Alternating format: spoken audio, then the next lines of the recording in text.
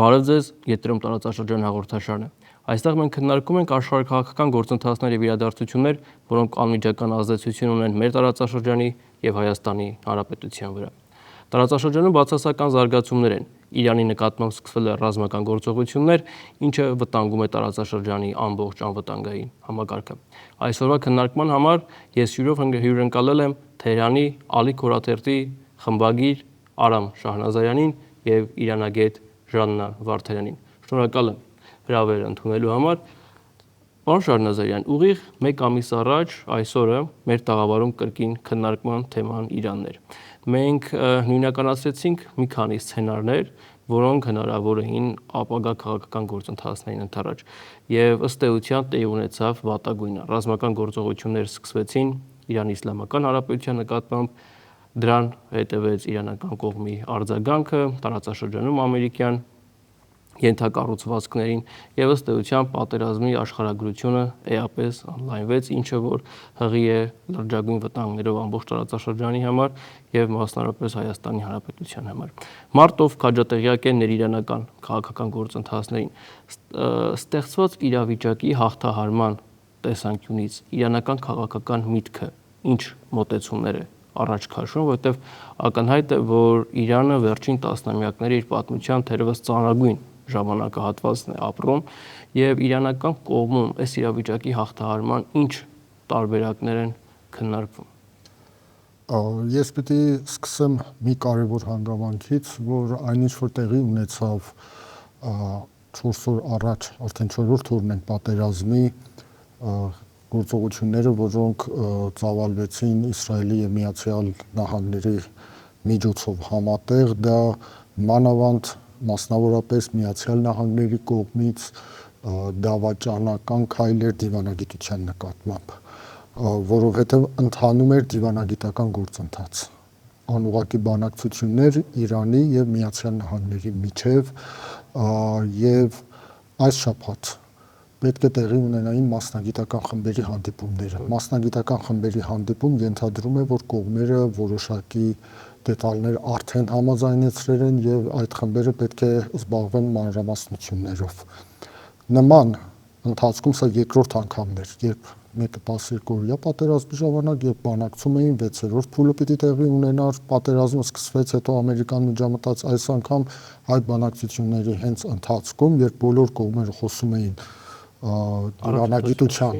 հաղթանակի մասին, մասնակիորեն դիվանագիտության հաջողության մասին, կրկին խախտվեց ամեն ինչ եւ սկսվեց ռազմական գործողություններ, որը դրամագծորեն իմ կարծիքով դրա ավարտից հետո ինչ արդյունք էլ որ ունենա, մենք նոր տարածաշրջանի ականատեսը կլինենք։ Իսկ ինչ վերաբերում է իրանական փորձագիտական շրջանակների կարծիքին, մի բան միանշանակ է։ Իրանը հաշվի առնելով 12-օրյա պատերազմի դասերը, այն ընթացքը, որ տեղի ունեցավ այդ օրերին, դրանից հետո հավաքական արևմուտքի, մասնավորապես Միացյալ Նահանգների եւ Իսրայելի գործողությունները, որոնց ակնհայտորեն Իրանի հասարակությանը ներքաշեցին հոգեբանական հիբրիդային պատերազմի մեջ, այդ դասերը քաղելով պատրաստվել էր նաեւ այս պատերազմին, պատրաստել ցանկացած սցենարի։ Անշուշտ սա վատագույն սցենարն է, ոչ ոք չէր ցանկանում պատերազմ, բայց պատրաստել Իրանը այս պատերազմին։ Այն ինչ որ հստակ է, իրանական փորձագիտական շրջանակների մեծամասնությունը, ճնշից մեծամասնությունը, այնքան որ ես եմ հետևել այս օրերի ընթացքում դրա նախորդին, մի բան պնդում էին, եթե պատերազմը սկսվելու է, մյուս կողմը կարող է սկսել, բայց պատերազմի ավարտը նրանք չեն որոշելու, մենք ենք որոշելու, երբ, ինչպես կավարտվի։ Ներկա դրությամբ Իրանում խոսում են այն մասին, որ մենք պետք է գնանք մինչև վերջ, հասնենք այն բանի, որպեսզի չեզոքացնենք Իսրայելի եւ Միացյալ Նահանգների կողմից եկող վտանգը Իրանի նկատմամբ։ Այնպես չլինի, որ կրկին միջնորդական առաքելություններ, կրկին խոսակցություններ հրադադարի մասին, ռազմական գործողությունների դադարեցման մասին, 6 ամիս, 3 ամիս, 4 ամիս, 5 ամիս, 1 տարի դա տևի, այս ընթացքում շնչելու հնարավորություն ստանա հակառակ կողմը, վերակազմակերպվի, վերակազմավորվի եւ մենք նոր պատերազմի ականատեսը լինենք։ Իրանի համար այս պատերազմը այն որոշիչ կետն է դառնում ըստ երևույթի, որը վճռորոշելու է ճակատագիրը, հետագա գործընթացների ճակատագիրը։ Իրանի փորձագիտական շրջանակները հիմա խոսում են այդ մասին եւ գործողությունների ընթացքը եւս ցույց է տալիս, որ դեռևս այդ ռազմավարության եւ համապատասխան քայլերի, այսինքն մարտավարական քայլերում փոփոխություն դեռևս չկա։ Հիմա որ մենք պատերազմի 4-րդ օրում ենք։ Շնորհակալություն։ Տիկին Վարդանյան, կհամաձայնվեք, որ Ամերիկայի Միացյալ Նահանգների հետ ռազմական կոնֆրոնտացիայի գնալը բավական բարդ իրավիճակ է, որտեղ գործում ենք բավական հզոր գերտերության հետ, Իսրայելի հետ, որի պատերազմական կարողությունները նույնիսկ բավական բարձր կարելի է գնահատել։ Նման իրավիճակում Իրանը օբյեկտիվ հնարավորություն ունի պատերազմը շարունակելու, թե ամեն դեպքում ներքաղաքական որոշ գործընթացներ կան, որոնք ուղղված են, այսպես ասած, իրավիճակի լիցքաթափմանը, ժամանակ շահելու, որովհետև կրկնենք, էլի Իրանը բավական բարդ իրավիճակում է գտնվում վերջին տասնամյակներում երևի։ Ես թերևս շարունակեմ պարոն Շահնազարյանի արտահայտած միտքը, այո, այս պատերազմը Իրանի համար ընկալվում է որպես գոյաբանական հարց եւ նրանք այստեղ գործի են դնում իրենց բոլոր լծակները ու արդեն պատերազմը մի քանի օր տևում է ու մենք տեսնում ենք թե ինչքան բազմաշերտ են Իրանի գործողությունները, երբ նա թիրախավորում է արաբական երկրներում Միացյալ Նահանգների ռազմական ենթակառուցվածքները ու արդեն ոչ միայն ռազմական ենթակառուցվածքները, նաև այդ երկրների էներգետիկ ենթակառուցվածքները, ընդամենը մեր այս եթերից րոպեներ առաջ արդեն լուրեր շրջանառվեցին, որ Թուրքիան է իրանական բալիստիկ հրթիռ խոցել եւ որսացել, որը մոտենում է իր տարածքին, այսինքն պատերազմի աշխարհագրության ընդայնման հարցում եւս Իրանը կարծես թե կանգ չի առնում, որովհետեւ սա հենց այն հարցն է, որը իսկապես որոշելու է հետագա ճակատագիրը այդ երկրի, ուստի գործի է դնում իր բոլոր լծակները, ու մենք այս պայի դրությամբ տեսնում ենք, որ Իրանը շարունակում է եւ դեռ կարողանում է դիմադրել։ Իհարկե, երբ մենք խոսում ենք ռազմական տեսանկյունից, գերակայության տեսանկյունից, բնականաբար Միացյալ Նահանգները եւ Իսրայելը ռազմական առումով ունեն գերակայություն եւ Իրանը այստեղ շանսեր չունի այդ գերակայություն ունենալու, բայց Իրանը կարողանում է դիմադրել, համենայն դեպս առայժմ դիմադրում է եւ ըստ էության Իրանը տարիներ շարունակ պատրաստվել է այս պատերազմին։ Իհարկե հունիսյան պատերազմը Իրանի համար եղավ նաեւ հավելյալ ազդանշան ու ազդակ այդ պատերազմին ել ավելի նոր ձևով պատրաստվելու հնարավոր սցենարներ գծելու, ընդհանուր մինչեւ Գերագույն առաջնորդի մահվան սցենարը դիտարկելու եւ համապատասխան պատրաստություններ տեսնելու այդ պայմաններում համակարգը առաջ տանելու համար, բայց պատերազմին Իրանը պատրաստում էր տարիներ շարունակ, սկզբում դա այն բնույթն էր կրում, որ այդ պատերազմը չհասցնի իր սեփական երկրի տարածք ու այսինքն պրոքսի ուժերի միջոցով էր եւ միջնորդավորված էր, բայց արդեն վերջին տարիներին դա աստիճանաբար դարձավ ուղիղ առճակատում ու փաստացի տեղի ունեցավ սկզբում կարճաժամկետ թիրախավորումները Իրան-Իսրայել, մեկօրյա թիրախավորումները, հետո հունիսյան պատերազմը եւ արդեն հիմա տեսնում ենք այս պատերազմը, որը ավելի լայնածավալ է ու այս առումով Իրանը առնվազն ունի կոտակած հրթիռների պաշար, ԱԹՍ-ների պաշար, այս օրերին մենք տեսնում ենք նաեւ արաբական երկրներից հայտարարություններ, որ օրինակ ինչքան հրթիռներ են իրենք որսացել, իսկ դրանք հաջուրներով են թվում, այսինքն ընդ որում հաշվի առնենք, որ արաբական մեկ երկրի մասին չի խոսքը, մի քանի երկրի մասին է խոսքը եւ խոսքը դեռ որսացած հրթիռների մասին է, դեռ կան նաեւ հրթիռներ, որոնք հասել են իրենց թիրախներին, այսինքն պաշարների կուտակում առնվազն Իրանը կատարել է, իհարկե նաեւ մեզ համար բարդ է ասել թե կոնկրետ ինչքան կբավականացնեն այդ պաշարները, բայց ամեն դեպքում առայժմ անգամ այն պայմաններում, երբ թիրախավորվում են Իրանի հրթիռային օբյեկտները, արձակման կայանները, թռիչքուղիները, դեռ Իրանից կարողանում են ԱԹՍ-ներով ու հրթիռներով հարվածներ հասցնել, ինչը հենց այդ պատրաստվածության մասին է խոսում։ Պարոն Շահնազարյան, երբ որ խոսում ենք Իրանի համալիր դիմացկունության մասին, ամենակարևոր հարցերից մեկը թերևս ներքին կայունությունն է, քաղաքական իրավիճակի, պետական կառավարման համակարգի։ Գերագույն հոգևոր առաջնորդի սպանությունը, առանցքային պաշտոնյաների սպանությունը արդյոք ազդեցություն ունեցել է թե ոչ եւ արդյոք Իրանի պետական կառավարման համակարգը պետության տարածքային ամբողջականության շրջանակում ինչ վիճակում է ներկայումս գտնվում։ Միանշանակ ազդելու է, այսինքն եթե որևէ մեկը պնդի թե գերագույն հոգևոր առաջնորդի Այաթոլլահ Խամենեի, որը համակարգի առանցքն էր եւ ռազմական գործիչների հրամանատարության մահը չի կարող ազդել որևէ երկրի քաղաքական գործընթացների, ռազմական գործընթացների վրա, դա պարզամտություն կլինի պարզապես։ Բայց կարևոր հանգամանքը դա է, որ մենք գործ ունենք ինչպիսի համակարգի հետ, ինչպիսի երկրի հետ եւ արդյոք այդ համակարգը պատրաստ է այդ սցենարներին, թե ոչ, ինչպես Տիկին Վարդանյանը նշեց, 12-օրյա պատերազմը դասեր էր Իրանի համար, որ անհրաժեշտ դասերը քաղել են։ Այսինքն Իրանը պատրաստ էր ցանկացած սցենարի, այդ թվում գերագույն հոգևոր առաջնորդի մահվանը, ինչպես նաև զինվորական ղեկավարությանը։ Ես մեկ օրինակով, որը կարծում եմ այս օրերի ընթացքում բազմիցս շեշտվել է, կրկին նշեմ, 12-օրյա պատերազմին, երբ առաջին հարվածները եղան եւ Իրանը կորցրեց իր ռազմական ղեկավարության վերնախավին գրեթե, 10 ժամ պահանջվեց Իրանից, որպեսզի վերականգնվի եւ անցնի պատասխան գործողությունների։ Իսկ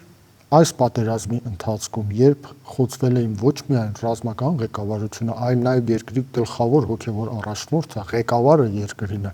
Իրանին ընդամենը 2 ժամ պահանջվեց։ 2 ժամ հետո Իրանը անցավ ինտենսիվ, շատ ավելի ուժգին պատասխան գործողությունների։ Սա նշանակում է, որ համակարգը պատրաստ էր։ Իսկ ինչ վերաբերում է համակարգի ամրությանը, մի բան ակնհայտ է, թե 12-օրյա պատերազմի ընթացքում, թե 1 ամիս առաջ տեղի ունեցած անկարգությունների ընթացքում եւ թե այս օրերին, այս պատերազմի ընթացքում հակառակորդ կողմի մարտավարական քայլերից մեկը դա Իրանում ներքին համակարգի հասարակական փլուզման հասնելն է, ներքին համակարգի փլուզման հասնելն է։ Եվ տարբեր գործոններ կան, տարբեր այսպես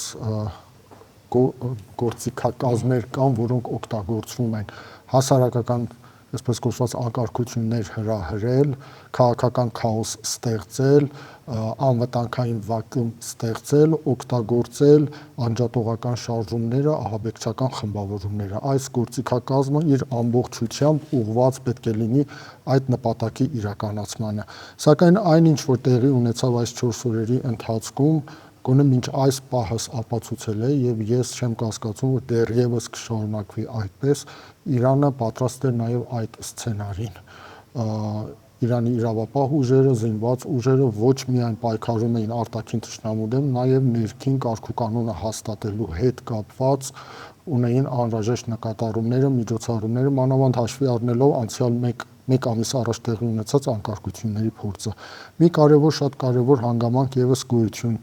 ուներ, դա իմ կարծիքով այն սխալն էր, որը թույլ տվեցին Միացյալ Նահանգները եւ Իսրայելը խոցելով գերագույն հոգևոր առաջնորդին։ Իրանը երբևէ չի ունեցել նահատակ առաջնորդ, հեղափոխության հիմնադիր առաջնորդ Այաթոլլահ Խոմեյնին մահացավ բարձր տարիքի բերումով եւ հիվանդության բերումով։ Այաթոլլահ Խամենեին դարձավ նահատակ։ Նրանք, ովքեր գիտեն իրանական քաղաքակրթությունը, Իրանի մշակույթը, իրանական ժողովրդի հոգեմտավոր կառուցվածքը եւ շիիզմի հատկությունները, գիտեն, թե ինչ է նշանակում նահատակ առաջնորդը։ Ռամադան ամիսն է, սրբագույն ամիսներից մեկը մուսուլմաններին, չմոռանանք Ռամադան ամսում զոհվել է նաեւ շիաների առաջին իմամը Ալի իբն Աբի Թալեբը։ Առաջնորդը նաեւ զոհվեց Ռամադան ամսում, ծոմի պայմաններում։ Առաջնորդը եւ իր ընտանիքը թիրախավորվեցին, նույնացնում է Հոսեյն իբն Ալիի հետ, Իմամ Ալիի զավակի հետ, որը Քերբելայում նույն ճակատագրին արժանացավ։ Սրանք ամենը մոտիվացնում են հասարակությանը։ Իրանը ավանդապաշտ, կրոնապաշտ հասարակություն է, այնուամենայնիվ ոչ ոք չի կարող հակառակում համոզել ինձ։ Եվ այնինչ տեղի է ունենում հասարակության մի զգալի զանգվածի մոտիվացնում է։ Հիմա այդ մոտիվացման ականատեսն ենք նաև մենք։ Մի ստվար զանգվածը, ես չեմ ասում դժգոհներ չկան, ընդդիմություն չկա, նրանք ովքեր ուրախ են այս ամեն ինչից չկան, չէ, կա իրականություն է, հողի վրա գոյություն ունեցող իրականություն է։ բայց հասարակության ստվար մի զանգվածը համախմբվել է այս առանցքի շուրջ եւ սա նաեւ նպաստում է համակարգի ամրապնդմանը, գոյատևմանը եւ իրավիճակի վերահսկմանը այն մարտահրավերներից, որոնց դուք շեշտեցիք։ Այս պայմաններում որոնք են պետության արտաքին քաղաքականության ուղենիշները արդեն ռազմական գործողությունների պայմաններ, օրինակ ծոցի արաբական երկրների հետ հարաբերություններում, երբ որ իրանական կողմը թիրախավորում է ոչ միայն ամերիկյան ռազմական ենթակառուցվածքները, այլ նաև այդ երկրների էներգետիկ ենթակառուցվածքները, սրանք նպատակ են հետապնդում, որպեսզի այդ երկրները Ամերիկայի Միացյալ Նահանգների եւ Իսրայելի վրա ճնշում գործադրեն դադարեցնելու պատերազմը, սրանք նպատակ են հետապնդում հնդածած ընդլայնել պատերազմի աշխարհագրությունը, ինչը որ անկանխատեսելի հետևանքների կարող է բերել եւ դրանով նույնպես ճնշում գործադրել, որոնք են այս առանձնահատկությունները։ Նպատակներից մեկը դուք շատ ճիշտ մատնանշեցիք, կարծում եմ Իրանի նպատակն է, երբ որ թիրախավորում է արաբական երկրներին, այդ թվում այնտեղ գտնվող տարբեր ենթակառուցվածքներին, հնարավորինս բարձրացնել իր դեմ պատերազմի գինը եւ ցույց տալ, որ Իրանի դեմ պատերազմը դա միայն Իրանին չէ վերաբերում, այլ վերաբերում է նաեւ ամբողջ տարածաշրջանին եւ ընդհանուր մինչեւ միջազգային մի շարք այլ դերակատարների հաշվի առնելով նաև Հորմուզի նեղուցը սահմանափակելու հանգամանքը։ Այսինքն այստեղ Իրանը մի քանի խնդիր է լուծում, թիրախավորելով ռազմական ներկայության օբյեկտները նախ փորձում է թույլ չտալ, որ այդ օբյեկտներից իր դեմ գործողություններ լինեն եւ ինչպես արդեն նշեցինք, ստիպել արաբական երկրներին շահագրգռված լինել այդ պատերազմի հնարավորինս շուտապույտ դադարեցմամբ ու որոնք էլ դրա հիման վրա ըստ Իրանի այսպես հաշվարկի պետք է ճնշում գործադրել Միացյալ Նահանգների ու Իսրայելի վրա, ընդ որում սա անթակույց նպատակ չէ, Իրանի արտգործնախարար Աբբաս Արաղչին կարելի ասել բառացիորեն հենց այս մասին հայտարարություն ունի արած, ու սա էլի եմ կրկնում, միայն արդեն տարածաշրջանին էլ չի վերաբերում, նաև վերաբերում է այն երկրներին, ովքեր թեկուզ արաբական երկրների հետ ունեն հարաբերություններ, դա կլինի բիզնես հարաբերություններ, թե որևէ այլ տեսակի հարաբերություններ, նավթի համաշխարհային շուկայում ստեղծված իրավիճակը, քանի որ արդեն Հորմուզի նեղուցի սահմանափակման պայմանավորված նավթի գները եւս աճում են ու սա եւս ճգնաժամային իրադրություն է ստեղծում ու արդեն օրինակ Եմենից եւս կարծես թե շահագրգռվածություն կա իրենց ռազմածովային ներկայությունը ավելի համապնդելու։ Այսինքն սա առնչվում է ամենատարբեր դերակատարների եւ Իրանի հաշվարկը հենց դա է հնարավորինս շատ տուժողներ լինեն, այսպես ասած, որպեսզի ճնշումը ավելի մեծ լինի եւ այս պատերազմը ի վերջո ավարտին հասցվի։ Իսկ երբ որ քննարկում ենք եվրոպական կողմի դիրքորոշումները, Եվրոպայում ամենատարբեր դիրքորոշումները կան։ Բոլորը իհարկե միաբերան քննադատում են Իրանի ռեժիմը, բայց ընտրված գործիքակազմի հետ կապված հակադրությունները ակնհայտ են, մասնավորապես Իսպանիայի կողմից, Ֆրանսիայի, Գերմանիայի, Իտալիայի դիրքորոշումները մի քիչ տարբեր են, այսինքն հատվածականությունը եվրոպական քաղաքական վարքում այս օրերին լիովին ակներև է։ Այս պայմաններում Իրանի արտաքին քաղաքականության եվրոպական ուղղությունը ըստ ձեզ ինչ առանձնահատկություններ ունի, որովհետև կարծես թե եվրոպացի գործընկերների հետ խոսելու դաշտը ավելի շատ է Իրանի դիվանագիտության համար։ Տեսեք, եղել է շրջան, երբ դա հենց այդպես էլ եղել է, այսինքն այն պայմաններում, երբ որ Միացյալ Նահանգների հետ երկխոսության մասին խոսք առհասարակ չէր գնում, կար Իրան եւ եվրոպական գործընկերների հետ որոշակի երկխոսություն, բայց ըստ էության այդ երկխոսությունը ոչ միշտ է արդյունք ունեցել, որովհետեւ ամեն ինչ առաջին հերթին պայմանավորված է Իրան եւ ԱՄՆ երկխոսությամբ։ Թե միջուկային համաձայնագրից ԱՄՆ դուրս գալուց հետո եվրոպական երկրների ջանքերը որևէ կերպ փրկելու այդ համաձայնագիրը որևէ արդյունք չեն տվել, նաև հետագայում ինչ-որ բանակցությունների հարցում դերակատարում ունենալու ջանքերը եւս արդյունք չեն տվել, հետեւաբար այսպես եվրոպական երկրները որոշ առումով նաև երկրորդական են դառնում նրանց թե ջանքերը, թե գործողությունները, գլխավոր առճակատումը ըստ էության Իրանը եւ Միացյալ Նահանգների մեջ է, ու այդ առճակատման մեջ եվրոպական տարբեր երկրներ տարբեր կերպ են դիրքավորվում, բայց ոչ երբեք հօգուտ Իրանի, գուցե հնարավորինս չեզոք, բայց ոչ երբեք հօգուտ Իրանի։ Շնորհակալություն, պարոն Շահնազարյան, մեր համայնքի հարցերին պիտի նաև անդրադառնանք, որովհետև Հայաստանի համար ստեղծված իրավիճակը տարբեր բնույթի անվտանգային ռիսկեր է պարունակում։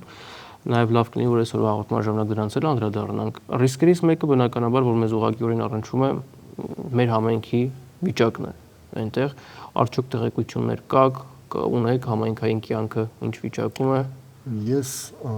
ցավոք սրտի տեղեկություն հիմա չունեմ, որովհետև հասկանալի պատճառներով կապը ընդհատված է, փորձերը կապ հաստատելու անհաջող են անցել մինչ այս պահը, մինչ գոնե մի 2-3 ժամ առաջ, այնուամենայնիվ դատելով իրադարձությունների ընթացքից, դատելով այն տեղեկատվական արտահոսքից, որը գոյություն ունի, դեռևս ես չեմ կարծում, ասում եմ հստակ որևէ բան նշել չեմ կարող։ Չեմ կարծում, որ մենք ունեցել ենք իրանահայ համայնքում, թե Թեհրանում, թե Նուրջուղայում, Ատրպատականի թեմում կամ այլ քաղաքներում, ուր կա փոքրաթիվ հայություն, զոհեր կամ տուժածներ։ Միակ դեպքը, որ հստակ արձանագրվել էր, որ Հայաստանի մեդիայում եւս արձագանք գտավ, դա պատերազմի հենց առաջին օրն էր, երբ արկ պայթեց առաջնորդանից Սուրբ Սարգիս եկեղեցում մոտակայքում, բայց դատելով այն լուսանկարներից, որոնք հրապարակվեցին, դա չէր վնասել ոչ եկեղեցուն, ոչ առաջնորդանի շենքին։ Ես հիմա այսքանը կարող եմ ասել։ Գոչուն Տիկին Վարդան, Հայաստանի հետ կապված այլ խնդիրներ բնականաբար եւս կան, բացի այն, որ տարածաշրջանը հերթական անկայունությունն է ապահովում, ինչը որ լի է վտանգներով եւ անկանխատեսելի իրավիճակներով, հենց Հայաստանի Հանրապետության համար սկսած լոգիստիկ խնդիրներից մինչև անվտանգային, որոնք են ամենաբարդ խնդիրները, որին Հայաստանն այս իրավիճակում կարող է առերեսվել եւ հնարավոր լուծման կամ կառավարման տարբերակները ցես։ Այստեղ Հայաստանին առաջվող խնդիրները մի քանի շերտ ունեն եւ մի քանի ոլորտների են վերաբերում։ Այո, դրանցից մեկը լոգիստիկ խնդիրն է։ Մենք գիտենք, որ Իրանը մեզ համար այլընտրանքային երթուղի է եւ մեր ունեցած երկու երթուղի հիմնական երթուղիներից մեկն է։ Հետեւաբար Իրանում պատերազմական իրավիճակը ու դրանց շարունակումը մեզ համար կարող է նշանակել, որ Իրանով տարանցումը տարբեր ապրանքների կարող է ժամանակավորապես սահմանափակումների, խափանումների ենթարկվել, ինչը բնականաբար ազդելու է Հայաստանի վրա ու շատ հայ գործարարներ կամ այլ մատակարարներ ստիպված են լինելու այլ երթուղիներ ընտրել, որոնք կարող են լինել ավելի ծախսատար, ժամանակատար։ Այսինքն առնվազն այն տեսանկյունից, որ Իրանը մեր շնչուղիներից մեկն է, դա արդեն իսկ մեզ համար լրջագույն խնդիր է։ Մեր տնտեսական հարաբերություններին սա կարող է մեծապես առնչվել առևտրաշրջան առողջանը։ Իրանը մեր առաջնային առևտրային գործընկերներից է եւ մենք զգալի քանակությամբ ապրանքներ ենք ներկրում Իրանից, ում որում բազմազան շատ դիվերսիֆիկացված է այդ ապրանքների ներկրումը եւ Իրանում իրավիճակով պայմանավորված կարող են որոշում կայացնել, օրինակ ինչ որ ապրանքներ այլևս չարտահանել ու ներքին սպառմանը ուղղել, ում որում արդեն իսկ կա այդպիսի նման որոշում, օրինակ գյուղատնտեսական ապրանքների եւ սննդամթերքի արտահանումը արգելել են, իսկ մենք Իրանից ունենք նման ապրանքների ներկրում, դա մրգեր, բանջարեղեն, գարակ եւ այլն, նաեւ գյուղատնտեսական ապրանքներ ենք ներկրում, սա բնականաբար էլի կարող է ազդել մեզ վրա, սկսած գների օրինակ թանկացման, մինչև իսկ այդ ապրանքների այլ շուկաներ գտնելու, այլ ընտրանքային շուկաներ գտնելու հրամայականով իհարկե սա տնտեսագետներն էլ ավելի լավ կբացատրեն, բայց միանշանակ նման խնդիրներ կարող են լինել Հայաստանի համար։ Արտահանման դեպքում մենք իհարկե շատ ապրանքներ չենք արտահանում Իրան, բայց էլի չեն կարող բացառել, որ ինչ որ նմանատիպ խոչընդոտներ էլ արտահանման պարագայում կարող են առաջանալ։ Իհարկե մյուս կարևոր խնդիրներից է նաև սահմանային իրադրության հարցը, որպեսզի օրինակ մինչև փախստականների հոսքի առաջավանական հոսքի խնդրի առաջացում եւ այդ հոսքի հետ նաեւ տարբեր ինչ-որ տարերի ներթափանցման կամ Իրանի հետ սահմանին երբեմն լինում են նաեւ մաքսանենգության, մասնավորապես օրինակ թմրանյութերի մաքսանենգության ինչ-որ դեպքեր, նման դեպքերը գուցե կարող են ակտիվանալ այսպես զուտ որպես սցենարենք հիշատակում։ Եվ իհարկե ամենակարևորներից է անվտանգային ոլորտը։ Մենք գիտենք, որ Իրանը հարավային Կովկասում բալանսավորող դերակատարում ուներ, մասնավորապես վերջին տարիներին Սյունիքի հարցում իր դիրքորոշումներով նաև զսպող ուժեր հանդիսանում։ Հետևաբար Իրանը, որը կլինի թուլացած, որը կլինի պատերազմների կամ հանդարտ ինչ-որ քաոսի ու խռովությունների մեջ խրված, այդ Իրանը կարող է կորցնել այդ բալանսավորող դերակատարումը, ինչը բնականաբար առաջին հերթին հենց մեզ վրա էլ է անդրադառնալու։ Շատ լավ, տեսեք, փաստորեն ստեղծվել է մի իրավիճակ, որ Հայաստանի Հանրապետությունն ամենաշատ տուժող պետություններից մեկն է այս իրավիճակում։ Ճիշտ է, ուղղակի բարեբախտաբար պարկասող ռմբակոծություններ չկան եւ այլն, բայց տնտեսական անվտանգային առումով Հայաստանը եւս համարվում է, այսպես ասած, ազդակիր եւ ընդ որում առաջնային ազդակիր պետություններից մեկը։ Եվ Հայաստանի արտաքին քաղաքականության համար երկու շատ կարևոր պետություններ, շատ կարևոր ուղղություններ, Ամերիկայի Միացյալ Նահանգները եւ Իրանն իր այդ ռազմական գործողությունների մեջ են։ Հետևաբար Հայաստանի իրավիճակը մեղմ ասած նախանձելի չի։ Այս իրավիճակում պարոն Շահնազար, Իրանի քաղաքական միտքը, քաղաքական շրջանակները ինչ ակնկալիք ունեն Հայաստանից։ Ենթադրում եմ, որ հասկանում են, որ Հայաստանը իր հերթին չի կարող Ամերիկայի Միացյալ Նահանգների հետ հարաբերությունների վատ թարացման գնալ եւ ես հույս ունեմ, որ այլ արևմտյան գործընկերները հասկանում են Իրանի կարևորությունը Հայաստանի համար։ Եվ այս համատեքստում Իրանի սպասումը Հայաստանից այս պայմաններում ինչն է։ Ես կարծում եմ, որ այս հարցին պատասխանելու համար մենք կարող ենք ուղղակի դիտարկել դեսպան Իրանի Հայաստանում Իրանի Իսլամական Հանրապետության դեսպանի պարոն Շիղոլամիի վերջին հարցազրույցը, որտեղ ինքը շատ հստակ անդրադարձավ Իրանի տարածքային ամբողջականության կարևորությանը, ներողություն Հայաստանի Հանրապետության տարածքային ամբողջականության կարևորությանը, Իրանի հստակ կարմիր գծերին, որոնք անփոփոխ են մնացել եւ հստակ շեշտադրում կատարեց. եթե տուժում է Իրանը, եթե պարտվում է Իրանը, Աստված մի արածце, դրա հետևանքների անմիջական կրողներից մեկը լինելու է նաև Հայաստանի Հանրապետությունը։ Բնականաբար Հայաստանի Հանրապետությունը եւ Հայաստանի կալիբրի երկրները այն երկրները չեն, որոնք կարող են ակտիվ դերակատար լինել մեկի կամ մյուսի օգտին, ինչ որ հակամարտության մեկի կամ մյուսի օգտին իրենց տարածաշրջանում։ Դա մահացու սխալ կարող է լինել այդ երկրի համար, սա փաստ է։ Կապ չունի թե ինչ իշխանություններ են այսօր գործում Հայաստանի Հանրապետությունում, բայց հիմնական ակնկալիքը, որ ունեն իրանական փորձագիտական շրջանակները եւ պարոն Շիղոլամին ուղղակի կամ անուղղակի անդրադարձավ նաեւ իր հարցազրույցի ընթացքում, դա որ բարեկամ հարևան Հայաստանի Հանրապետությունը չպետք է վերածվի որևէ կերպ, չպետք է վերածվի պլաստարմի հակաիրանական գործողությունների, լինեն դրանք ռազմական գործողություններ, տնտեսական ինչ-որ բաներ, անուղղակի հիբրիդային պատերազմի միջոցով կամ այսպես կոչված հակապետական ցույցերի դրսևորումների ասպարեզ հակաիրանական ուժերի համար, իրանական ընդդիմության համար, իրենց ակնկալիքը նվազագույնում դա է, Հայաստանը պահի իր դրական չեզոքությունը այս պայմաններում, չվերածվի պլաստարմի ցանկացած ոչի հակաիրանական գործողության համար։ Հայաստանի դրական այս չեզոքությունը կամ նույնիսկ ոչ թշնամական որևէ գործողության բացակայությունը Իրանին ամբողջապես բավարարում է։ Ներկա դրությամբ ես կասեի, այո, մեծապես բավարարում է, այսինքն Իրանը պատերազմի նախորդին էլ, երբ դեռ անգամ պատերազմը չէր սկսել, իր անմիջական հարևան բոլոր երկրներին զգուշացնում էր, որ հավանական ռազմական գործողությունների ընթացքում չվերածվել որևէ կերպ հակաիրանական գործողությունների պլաստարմի։ Սա զգուշացնում է։ Հայաստանը մինչ այն պահը, որ չի վերածվել նման գործողությունների պլաստարմի, դա կարող է այն նվազագույն շեմը լինել, որը ակնկալում է Իրանը եւ բավարարում է Իրանին։ Շատ լավ, Տիկին Վարդան, հաշվառելով նաև ձեր մասնագիտական հետաքրքրությունների շրջանակը, մյուս տարածաշրջանում մյուս երկիրը, որ ուղղակիորեն առնչվում է իրավիճակին, Ադրբեջանն է։ Ադրբեջանի համար իրավիճակ ավելի բարդանում է պայմանավորված Թուրքիայի դիրքորոշմամբ, որ առանձնապես մեղմ ասած կողմ չէ նրան ինչ որ տարածաշրջանում իրականացվում է, մյուս կողմից Իսրայելի հետ Ադրբեջանի բացառիկ հարաբերություններով։ Այսինքն ստացվում է, որ Ադրբեջանի երկու առաջնային արտաքին քաղաքական գործընկերները Թուրքիան եւ Ադրբեջանը հակադիր դիրքորոշում ունեն Իրանի հետ կատարվող գործողություններում։ Ինչ է կատարվում Ադրբեջանում, Ադրբեջանի արտաքին քաղաքականությունը ինչ կուրս է որդեգրել ներկա պայմաններում, որ կարողանա համ բավարարել Իսրայելին, համ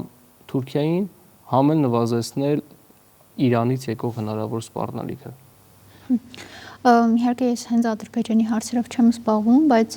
կարծում եմ, որ ինչպես տարածաշրջանային մյուս հակամարտությունների դեպքում, որոնք հենց առնչվում են էլի Իրանին, տվյալ դեպքում Գազայում իրադրության հետ կապված, Ադրբեջանը կարողացել է ինչ-որ բալանսավորման քաղաքականություն որդեգրել եւ միաժամանակ եւ պահպանել Իսրայելի հետ իր սերտ կապերում ավելի խորացնել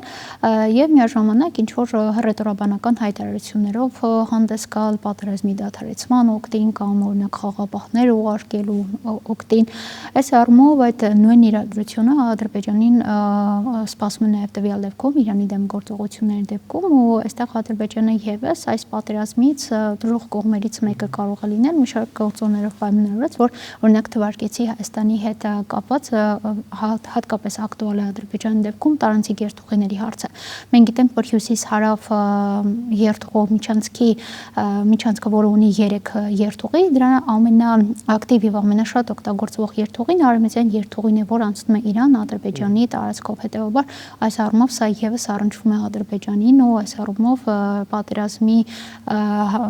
շարունակումը նաև կարող է նրանց շահերից չբախել։ Մյուս կողմից էլի անվտանգային մի շարք ռիսկեր կարող են լինել, բայց մյուս կողմից իհարկե Ադրբեջանի համար ձեռնտու է թույլ Իրանի գոյությունը արդեն հենց այն նույն պատճառով, որ արդեն նշեցի նախորդ հարցին պատասխանելիս այդ բալանսավորման դերակատարման թուլացման պատճառով ու մենք այս օրերին նաև տեսնում ենք, որ Ադրբեջանը բավականին ակտիվ է թե ցավակցությունների տեսքով, այսպես առաջինը ցավակցեն, կատինում ոչ թե հենց առաջինն են ցավակցել, այլ արագ ցավակցելու տեսքով Ալիևը այսօր նաև Իրանի դեսպանատուն է գնացել ցավակցություններ հայտնել, այսինքն Ալիևի մակարդակով նման գործողություններ են ձեռնարկվում ու սա կարող է նաև նպատակ հետապնդել Իրանին ցույց տալու, համոզելու, որ իրենց երկիրը որևէ կերպ չի կարող պլատֆորմ դառնալ Իրանի դեմ, ինչու, որովհետև Ադրբեջանի հետ կապված մտահոգություններ Իրանը միշտ է ունեցել, նախկինում են եղել ինչ-որ միջադեպեր, որոնք հենց կապվել են Ադրբեջանի տարածքից Իրանի դեմ գործողություններ ձեռնարկելուն, հետևաբար այս առումով Իրանն միշտ ամստահություն ունեցել է Ադրբեջանի նկատմամբ, նամանավանդ վերջին տարիներին Իրանի առնվազն փորձագիտական հանրույթում այսպես միանշանակ է այդ մոտեցումը, որ Ադրբեջանը եւս Իրանի դեմ կարող է օգտագործվել եւ օգտագործվում է, հետեւաբար Ադրբեջանի այսօրերի ակտիվությունը կարծում եմ նաեւ դրան է միտված, այդ թվում նաեւ իրանցի պաշտոնյաների հետ հեռախոսազանգերը, որ համոզելու, ցույց տալու, որ իրենք որևէ կերպ չեն պատրաստվում հարթակ տրամադրել։ Այլ հարց է թե դրան Իրանում ինչպես են վերաբերվում, հավատում են թե ոչ եւ ինչպես կգործեն առաջիկայում, որովհետեւ կարող է Իրանի քաղաքական վերնախավ օրինակ մի որոշում ունենալ կամ մի բան մտածել, բայց ռազմական ուղղակներում արդեն իսկ այլ պլանավորումներ եղած լինեն ու այն, որ արդեն օրինակ թիրախավորվում է Թուրքիան, դա եւս հստակ ցուցիչ է նման պլանավորման։ Շատ լավ, շնորհակալություն։ Պարոն եթե փորձենք ավելի հարավ իջնել դեպի ծոցի արաբական երկրներ, ինչպես են Իրանի հարաբերությունները այս երկրներից, որովհետև ակնհայտորեն այդ երկրների տարածքին հարվածելը հիմա դա իհարկե արվում է ամերիկյան ենթակառուցվածքներին, բայց նաև խոսեցինք, որ շրջանական լայնվել է, նաև այդ երկրների էներգետիկ պաշարներին են հարվածներ հասցնում, որքանով ինձ է տեղյակ, այդ երկրները դեռևս Իրանին չեն պատասխանել, Իրանն էլ հայտարարություն է տարածել, որ այդ երկրների պետությունների ժողովուրդների հետ կապված ինքը խնդիր չունի եւ իր ուղղակի ռազմական գործողություններն է իրականացնում ի պատասխան ագրեսիայի։ Այս պայմաններում որոնք են հեռանկարները, որոնք կարող են զարգանալ, այսինքն ծոցի երկրները որքանով կարող են ներգրավել ռազմական գործողություններում եւ ընդհանրապես Իրանի արտաքին քաղաքականության առաջնահերթությունների այդ երկրների հետ միջպետական հարաբերություններում որոնք են։ Նախ նշեմ, որ ավանդաբար Իրանը փորձում է բարի դրացիական հարաբերություններ ձևավորել Պարսից ծոցի արաբական երկրների հետ։ Սա միանշանակ է։ Թեպետ հաճախակի լարվածություններ հարաբերություններում, թե հավաքական այդ Պարսից ծոցի երկրների ամբողջականության հետ, թե որոշակի երկրների հետ գոյություն ունի պերիոդիկ, այսպես կոչված լարվածության աճ հարաբերություններում, այդուհանդերձ Իրանի քաղաքականությունը Պարսից ծոցի երկրների հետ կապված մնում է նույնը, առավելագույնը լավագույն բարի դրացիական հարաբերությունների ձևավորումն է։ Նախքան պատերազմը, ինչպես նշեցի, Իրանն արդեն զգուշացրել է բոլոր հարևան երկրներին, տարածաշրջանային երկրներին, որ եթե իրենց տարածքը օգտագործվի Իրանի դեմ գործողությունների համար, ապա այդ տարածքում գոյություն ունեցող ամերիկա-իսրայելական շահերը դիտվելու են օրինական թիրախներ։ Սա հստակ հայտարարվել էր ու այն մարտավարությունը, ռազմավարությունը, որ Իրանը կիրառել է այս 4 օրվա ընթացքում, դեռևս այս շրջանակից դուրս չի եկել։ Ինչ կապված է Պարսից ծոցի արաբական երկրների, եթե նրանք ինչու մինչ այժմ չեն ներքաշվել Իրանի դեմ ռազմական գործողությունների մեջ, ես կարծում եմ բազմաթիվ օբյեկտիվ եւ սուբյեկտիվ պատճառները, որ գոյություն ունեն, դրանցից ամենագլխավորը եւ ամենաակնհայտը դա է, որ այս երկրները չունեն անհրաժեշտ ներուժ, այս երկրներից որևէ մեկը, անգամ ամենահզորը Սաուդյան Արաբիան չունի անհրաժեշտ այդ ռազմական ներուժը ներքաշվելու Իրանի հետ ռազմական ուղղակի առճակատման մեջ։ Դա չի բխում ոչ Սաուդյան Արաբիայի, ոչ արաբական մյուս երկրների, Պարսից ծոցի արաբական մյուս երկրների, լինի դա Կատարը, լինի Բահրեյնը, Քուվեյթը, Արաբական Միացյալ Էմիրությունները, ոչ մեկի շահերից դա չի բխում ներքաշվելու Իրանի հետ ուղղակի ռազմական առճակատման մեջ։ Կարծում եմ այդ պետությունները այս 4 օրվա ընթացքում հաշվի առնելով իրանական ռազմական գործողությունների որակը, հարվածների որակը, թիրախային որակը, թիրախային նպատակները եւ հրթիռային ու ԱԹՍ կարողականության, բարձր մակարդակի կարողականությունը արդեն գիտակցում են, թե եթե ուղղակի առճակատման մեջ քաշվեն, ինչ հետևանքներ եւ ինչ հնարավոր հետևանքները կարող ունենալ այդ ճակատումը ընդհանրապես իրենց երկրների համար, մանավանդ ավելի փոքր երկրները, խոսքը Քուվեյթի մասին է, Կատարի մասին է, Բահրեյնի մասին է, ինչ որտեղ նաև Արաբական Միացյալ Էմիրությունների մասին է։ Իսկ այն օբյեկտները, որ օրինակ էներգետիկ համակարգին հասցված հարվածները կամ Դուբայում թիրախավորումները, որոնք տեղի են ունենում, դրանք ոչ թե հարվածներ են այդ երկրների ենթակառուցվածքներին, այլ այն ենթակառուցվածքային կետերին, այսպես ասված, որոնք համատեղ կամ ուղղակիորեն շահագործվում են նաև Միացյալ Նահանգների կողմից։ Սա միանշանակ է, Դուբայում թիրախավորվում են այն կետերը, որտեղ կա ամերիկյան ներդրումներ, մասնավորապես Թրամփի ընտանիքի ներդրումները, թիրախավորվում են այն կետերը, որոնք օգտագործվում են ամերիկյան հետախուզության կողմից, ռազմաքաղաքական, այսպես կոչված կառույցների կողմից կամ իսրայելական հատուկ ծառայությունների կողմից, նույնը Բահրեյնում, նույնը այլտեղ եւ Պարսից ծոցի նավթային էներգետիկ հանգույցներին, որոնք հարված է հասցվել Միացյալ Էմիրություններում, Սաուդյան Արաբիայում, դրանք նաև համատեղ օգտագործվող, այսպես կոչված կենտրոններ են Միացյալ Նահանգների հետ։ Ըստ ձեզ ծոցի արաբական երկրների ճնշումը բավական կլինի Միացյալ Նահանգների վրա կասեցնելու այս գործողությունները կամ նպաստելու դրան։ Ես ներկա դրությամբ կասեի ոչ, որովհետև մի բան ակնհայտ է իմ կարծիքով, սա իմ սուբյեկտիվ կարծիքն է, Ամերիկան, Միացյալ Նահանգները այս պատերազմում դարձել է Իսրայելի գերին։ Իսրայելի գերին է ու ուղղակի կատարում է այն, ինչ որ բխում է անմիջական Իսրայելի շահերից։ Իսկ Իսրայելը ներկա դրությամբ ստացել է բացառիկ հնարավորություն Իրանի հետ կապված իր ծրագրերը, նպատակները իրականացնելու համար։ Այլ խոսք է կհաջողի թե չի հաջողի, հնարավորությունը բացառիկ է։ Միացյալ Նահանգներում չի եղել որևէ կառավարություն, վարչակազմ, եւ ես կարծում եմ ապագայում նաեւ չի լինի որևէ վարչակազմ, գոնե տեսանելի ապագայում, որը այս վարչակազմի պես 100%-ով, 110%-ով անգամ կնպաստի Իսրայելի շահերին, կծառայի Իսրայելի նպատակների իրականացմանը։ Եթե Պարսից ծոցի արաբական երկրների ճնշումը բավարար լիներ, տրամաբանորեն չպիտի այս պատերազմը տեղի ունենար, որովհետև իրենք առաջին օրվանից ամեն տեսակ փորձ արեցին, թե Օմանը որպես անմիջական միջնորդ, թե Սաուդյան Արաբիան, թե Կատարը,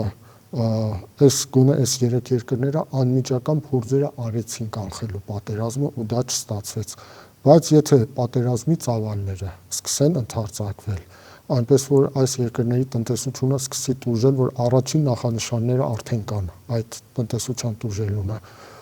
եւ մնացյալ հետևանքները պատերազմին, ես կարծում եմ, որ նրանք կարող են ճնշումը մեծացնել, փորձել ընդլայնել նաեւ այդ ճնշման շրջանակը եւ հասնել այն բանի, որ վերջի վերջո ռազմական գործողությունները գոնե դադարեցվեն, մինչև հետո ինչ ընթացք ունենան ժամանակը ցույց կտա։ Շատ լավ, Տիկին Վարդանյան, եթե փորձենք ամփոփելով արդեն, փորձենք առարկայացնել, նույնականացնել են հնարավոր սցենարները, որոնք կարող են տեղի ունենալ։ Այսինքն վատագույնից մինչև համեմատաբար դրական, որտեղ վատագույնը արդեն տեղի ունեն եւ մենք դրա մեջ ըստ էության ապրում ենք։ Որոնք են ձեր կարծիքով հնարավոր սցենարները գործընթացի շարունակականության առումով։ Այստեղ շատ կարևոր է հասկանալ, թե ի վերջո որն է այն վերջնակետը, որի շուրջ Միացյալ Նահանգները եւ նաեւ Իսրայելը պատրաստ են կանգ առնել։ Ես կարծում եմ նրանց նպատակները մի քանիսն են, որոնցից հիմնականը ըստ էության նա է, որ Իրանը լինի այնպիսի պետություն, որը ունի միջուկային կարողություն եւ հավակնություններ, ունի հրթիռային կարողություն եւ նման բալիստիկ հրթիռներ ու նման հրթիռային ծրագրեր, ունի տարածաշրջանային հավակնություններ, այսինքն Իրան, որը որևէ կերպ չի կարող մարտահրավեր նետել տարածաշրջանում Իսրայելի եւ Միացյալ Նահանգների շահերին։ Եվ այս նպատակին հասնելու համար ըստ էության հիմա թիրախավորում են Իրանում ամենատարբեր այդ ենթակառուցվածքների միջուկայինից, հրթիռայինից մինչև ռազմական այլ ենթակառուցվածքներ։ Մյուս դրված խնդիրներից է Իրանում հնարավորինս թույլատնել ներքին վերահսկողությունը ու դրա ցուցիչներից է այն, որ այս օրերին թիրախավորվում են ոստիկանական բաժանմունքները, Բասիջի աշխարհազրայինների շտաբերը եւ օբյեկտները։ Ամենաակնառուներից եւ ավելի նշանակալիներից է արևմուտքում քրդաբնակ շրջաններում սահմանային ուղեկալների թիրախավորումը, այնտեղ գտնվող ռազմական ու բասիջիելի օբյեկտների թիրախավորումը, այսինքն այս ուղղությամբ եւս փորձ է կատարվում ակտիվացնել քրդական անջատողական խմբավորումներին ու իշխանությունների համար ինչ որ նոր ճակատ առնվազն ավելացնել։ Այս պայմաններում կարող ենք դիտարկել սցենար, երբ իրենց ռազմական հարվածները հասցնելուց հետո Իսրայելը եւ Միացյալ Նահանգները մի այնպիսի իրավիճակ են ձևավորում, երբ Իրանի համակարգը շարունակում է լինել, բայց այդ համակարգը առճակատվում է ամենատարբեր ճգնաժամերի, թե ներքին ոլորտում, թե տնտեսության ոլորտում, թե ռազմական ոլորտում ու այդ ճգնաժամերին դիմակայելու համար նրան տարիներ է պահանջելու եւ բնականաբար այդ առկա ճգնաժամերը իրենց հերթին առաջացնելու են ընդվզումներ, հնարավոր բողոքի ալիքներ, անկարգություններ ու դա այլ ավելի դժվար է դարձնելու համակարգի համար ու այս համատեքստում իրենք կարող են դիտարկել այսպես համակարգի աստիճանական քայքայման տարբերակը։ Թրամփը ամեն անգամ ինչ-որ տարբեր նպատակներից է խոսում, օրինակ հենց նույն համակարգի փլուզումից։ Այստեղ էլի կարևոր հարց է, արդյոք իրենք նպատակ ունեն այս ժամանակահատվածում ռազմական գործողությունների հասնել հենց այդ համակարգի փլուզմանը, ինչպես են դա նրանք պատկերացնում, արդյոք որ առհասարակ այս համակարգը չլինի, օրինակ թույլ չտան նոր առաջնորդի ընտրություն կամ թիրախավորեն նաև նոր առաջնորդին, թե իրենք ամեն դեպքում պատրաստ են ներսից այդ ինչ որ ուժի հետ երկխոսել։ Թրամփը ամեն դեպքում 3 նման հայտարարություն արել էր, որ նախընտրում են, որ ներսից ինչ որ մեկը լինի, այլ ոչ օրինակ առայժմ Ռեզա Փահլավին։ Այսինքն այս առումով էլ է շատ կարևոր հասկանալ, թե ի վերջո ինչ են ուզում։ Պատրաստ են այս համակարգի հետ երկխոսել, ընդունել դրա գոյությունը, թե պատրաստ են այս համակարգին կամ ցանկանում են այս համակարգին հենց հիմա փլուզման հասցնել։ Այսինքն ամեն ինչ կախված է նրանց դրած նպատակներից ու վերջնանպատակներից, բայց գլոբալ նպատակը կարծում եմ ամեն դեպքում հենց դա է, որ ստանալ Իրան, որը ունի տարածաշրջանային որևէ հավակնություն ու կարողություն։ Շնորհակալություն շատ հետաքրքիր քննարկման համար։ Մենք քննարկում ենք մի թեմա, որի շրջանակը ըստ էության դուրս է մեզ հատկացված եթերաժամի շրջանակից, այս թեման կարելի է շատ քննարկել, բայց ամեն դեպքում կարծում եմ հիմնական հարցերին կարողացանք այսօր անդրադարձ կատարել։ Հիշեցնեմ, որ մեր քննարկմանը մասնակցում էին Թեհրանի Ալիք օրաթերթի գլխավոր խմբագիր Արամ Շահնազարյանը եւ իրանագետ Ժաննա Վարդանյանը։